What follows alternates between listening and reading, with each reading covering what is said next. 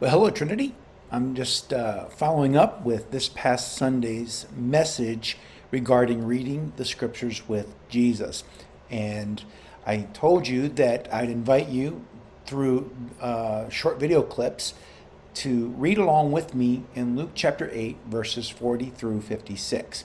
And it's the story where Jesus heals two people.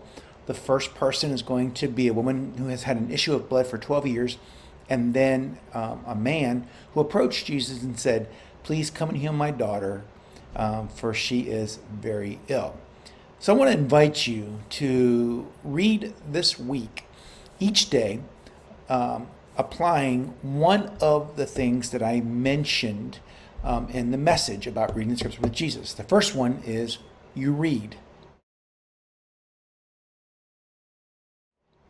The second one is look. The third is to listen.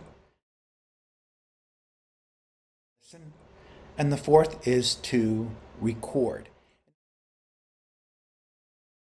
And that will cover Tuesday through Friday. And I just want to invite you to do that. It only takes a couple minutes a day to engage in this practice. You may already have a devotional reading practice, and I would encourage you, obviously, to stick with it. But if you don't, I want to invite you to join me.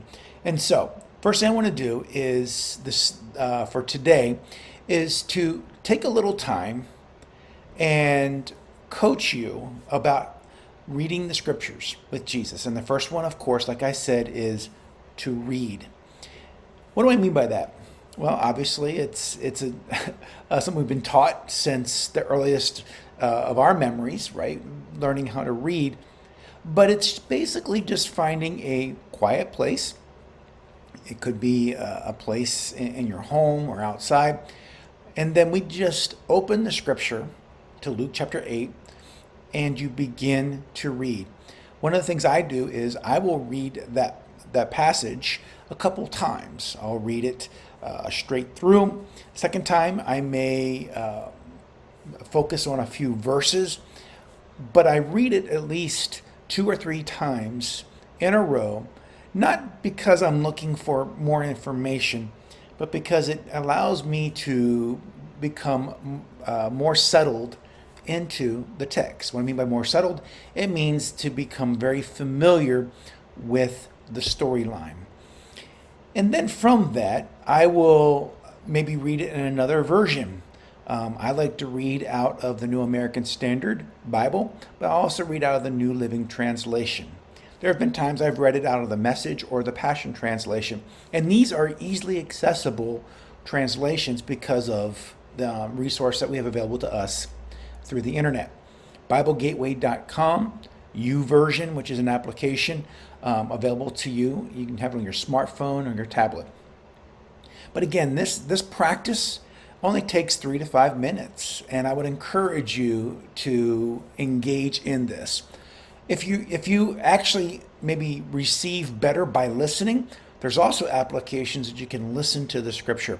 I know several people who will just in their vehicle turn on a Bible application that has narration, and they'll listen to a narrator read those verses. And so the invitation starting today is that you engage with me in reading Luke chapter 8, verses 40 through 56. So I'm going to just take a little bit of time right now before I close, and I'm going to read from the New Living Translation, Luke chapter 8, verse 40 through 56.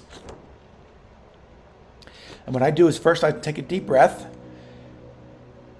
and I just kind of exhale, because what it does, it just centers my mind and my soul and my spirit. And then I just begin to read. On the other side of the lake, the crowds welcomed Jesus because they had been waiting for him. Then a man named Jairus, a leader of the local synagogue, came and fell at Jesus' feet, pleading with him to come home with him. His only daughter, who was about 12 years old, was dying. As Jesus went with him, he was surrounded by the crowds. A woman in the crowd had suffered for 12 years with constant bleeding, and she could find no cure. Coming up behind Jesus, she touched the fringe of his robe. Immediately, the bleeding stopped. "Who touched me?" Jesus asked. Everyone denied it, and Peter said, "Master, this whole crowd is pressing up against you." But Jesus said, "Someone deliberately touched me, for I felt healing power go out from me." When the woman realized that she could not stay hidden, she began to tremble and fell to her knees in front of him. The whole crowd heard her explain why she had touched him and that she had been immediately healed. "Daughter," he said to her, "your faith has made you well. Go in peace."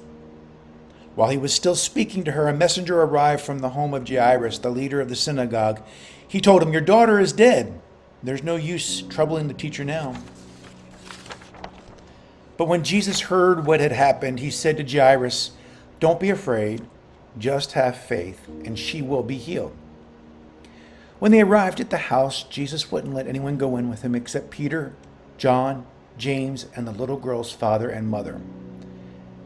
The house was filled with people weeping and wailing, but he said, "Stop the weeping. She isn't dead. She's only asleep." But the crowd laughed at him because they all knew she had died. Then Jesus took her by the hand and said in a loud voice, "My child, get up." And at that moment her life returned, and she immediately stood up.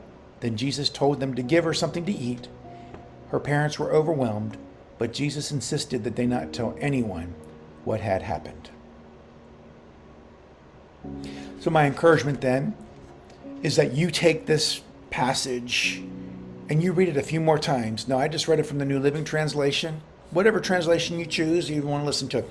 My encouragement to you again is that you're able to just become incredibly familiar of the text. Join me again tomorrow, and we're going to not just go over what we read, we're going to begin asking the question about what it means to look. And so God bless you and have a fantastic day.